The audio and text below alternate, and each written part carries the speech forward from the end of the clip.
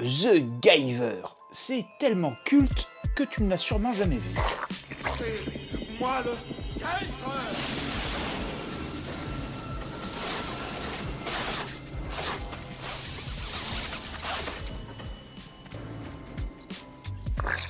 Guyver, c'est pas terrible, mais c'est plus complexe que ça. Guyver, en Europe connu sous le nom de Mutronix, est un film américano-nippon sorti en 1991, réalisé par deux experts du maquillage et des effets spéciaux, Screaming Mad George et Steve Wang.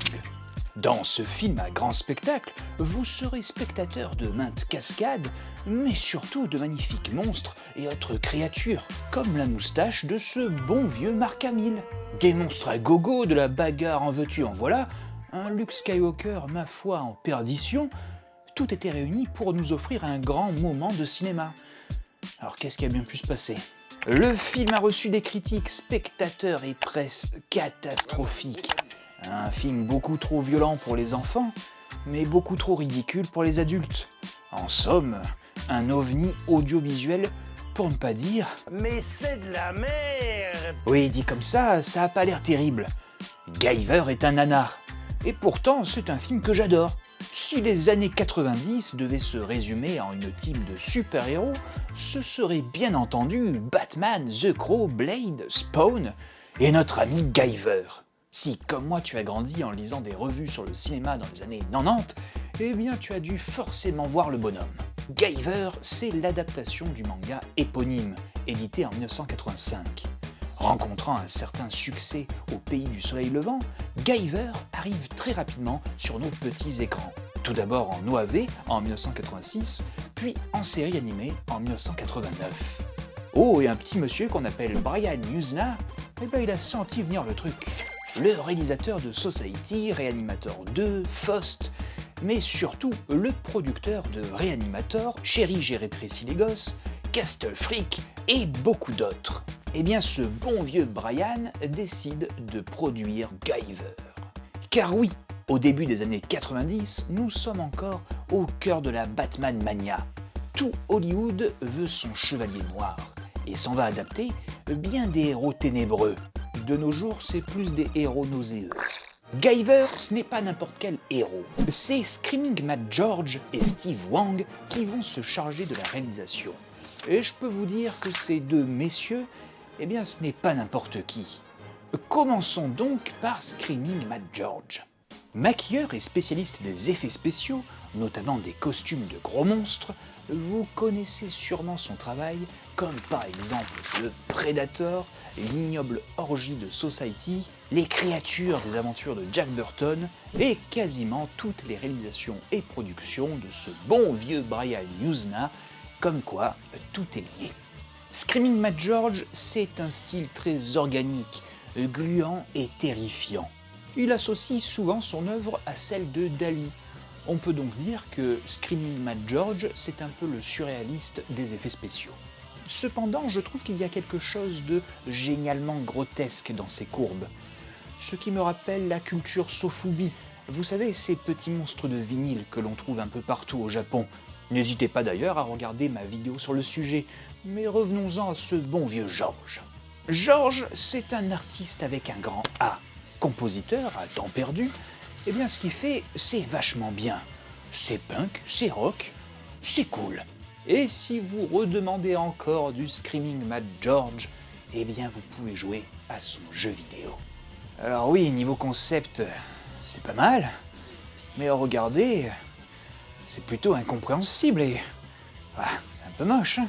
Et pourtant, eh bien j'y jouerai bien. Bah, d'ailleurs je le veux ce jeu, tiens. Ah ben non, du coup je le veux plus. Vous l'aurez compris, Screaming Mad George, c'est ce que le rock'n'roll est aux effets spéciaux. Une bête de scène. Et qu'en est-il de notre deuxième réalisateur, Monsieur Steve Wang ? Ce Taïwanais émigré aux États-Unis vous a forcément fait frissonner une fois dans votre vie. Car ce monsieur, c'est Predator, Alien 4, Underworld, Gremlin 2, Hellboy, L'homme bicentenaire et tant d'autres. Steve Wang est pour moi l'un des plus grands spécialistes et artistes dans les effets spéciaux depuis bien 40 ans. Ses forces sont ses sculptures incroyables et une maîtrise de l'aérographe juste parfaite. Comme pour une peinture classique, il vous sera très facile de reconnaître ses tableaux. Des contrastes brillamment exécutés et des motifs frôlant la perfection.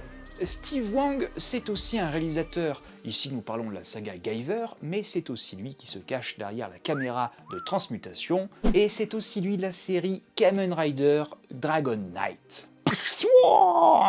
Oh, et pour coller à la partie jeux vidéo de Screaming Mad George, eh bien sachez que Steve Wang, eh bien c'est le monsieur qui a fait les zombies de la publicité réalisée par George Romero de Resident Evil 2.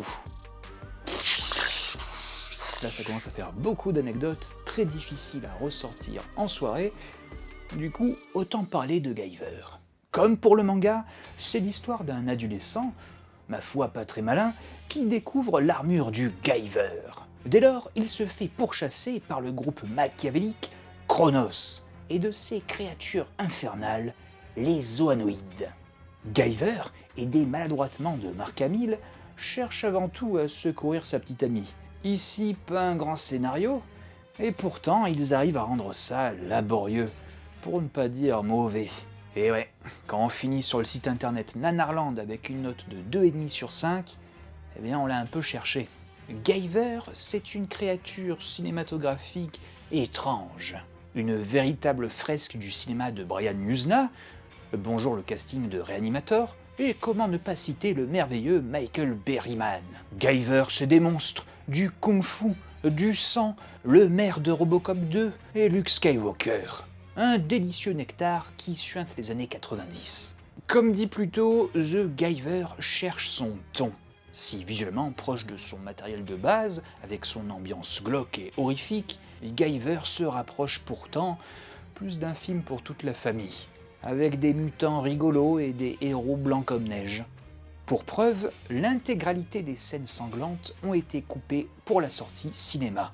Ce contraste fait de ce film un produit boiteux, car oui, nous sommes en 2023, et si tu n'as jamais entendu parler de Guyver, c'est qu'il n'a pas réussi à s'élever en œuvre culte. Alors oui, effectivement, quand je dis ça, je m'adresse pas à toi, le cinéphile qui sait tout sur tout. Je te vois en commentaire. J'adore The Guyver. Je le trouve absolument fantastique et malgré tous ses défauts. Alors sûrement tu te demandes pourquoi je l'aime et surtout pourquoi je veux te le faire découvrir. Pour justement apprécier The Guyver, il faut connaître ses points négatifs. Dès lors, le film devient un très bon divertissement. Je vous propose alors d'énumérer l'ensemble de ses défauts et de ses qualités pour que peut-être vous aussi vous en tombiez amoureux. Tout d'abord, ses acteurs. Entre un je m'en foutisme absolu, des acteurs en roue libre et le désespoir, il est alors très difficile de trouver une expression, un mot pour qualifier l'ensemble du casting. De mon ressenti, les deux réalisateurs et créateurs de monstres ne savent pas diriger leurs comédiens. Je refuse de croire qu'il y a des instructions de jeu derrière ces quelques plans. Chaque réplique sonne fausse et ce sentiment est amplifié par la mise en scène. Et oui, vous aurez la pénible impression de regarder un mauvais téléfilm. Guyver est tourné avec une seule caméra. Nous aurons donc droit à de longs plans d'exposition où les dialogues semblent interminables. Qu'on se le dise, quand ça parle, on se fait chier. De plus, The Guyver est selon moi réalisé comme un épisode de Sentai. Mais si vous connaissez les Sentai, ce sont ces séries de super-héros colorés japonais. Alors je ne dis pas que tourner comme un Sentai est une mauvaise chose, mais je trouve que dans le cas de Guyver, le mélange américano-japonais, ça se mélange très mal. Guyver, par ses origines, est un Sentai. Cependant, ses plans transpirent le petit budget et un manque de temps considérable. Par contre, quand il s'agit de filmer les monstres, c'est impeccable. Steve et George, par leur expertise des effets spéciaux, savent parfaitement comment cadrer et éclairer leurs créatures. Alors oui, fabriquer des monstres, ça on sait faire, mais raconter une histoire, le scénario de Guyver est un long fleuve tranquille. les méchants contre les gentils, et au milieu, la femme en détresse. Un scénario qu'on a vu 1 milliard de fois. Mais ce qui est marrant avec les critiques, c'est quand c'est Guyver, c'est nul, mais quand c'est Mario, c'est génial. Et pour en finir avec les défauts, comment ne pas citer Mark Hamill? Tu es fantastiquement mauvais, ce qui est à la fois terrifiant et merveilleux. Après la fin de la saga Star Wars, ce bon Mark était dans la pente descendante de sa carrière. Étant trop associé à la saga de George Lucas, c'est difficile de se faire une place à Hollywood. Il passe de petites séries B et de 2 collaborations avec John Carpenter pour Body Bag et Le Village des Damnés, mais c'est surtout au théâtre et dans le doublage que Mark Hamill réinvente sa légende. When the going gets tough, the tough go shopping.